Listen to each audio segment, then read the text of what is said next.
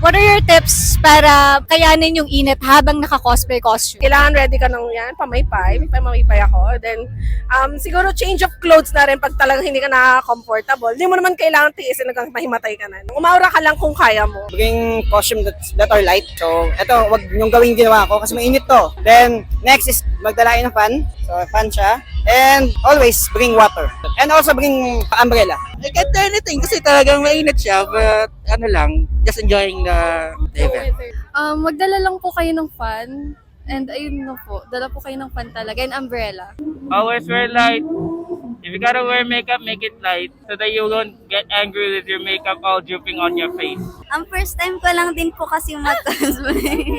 Opo, kaya wala pong masyadong knowledge. Pero since mainit po ngayon, siguro po cosplay characters na may press-con clothings, ganon, and hindi masyadong balot para po hindi kayo ma-heat stroke sa init.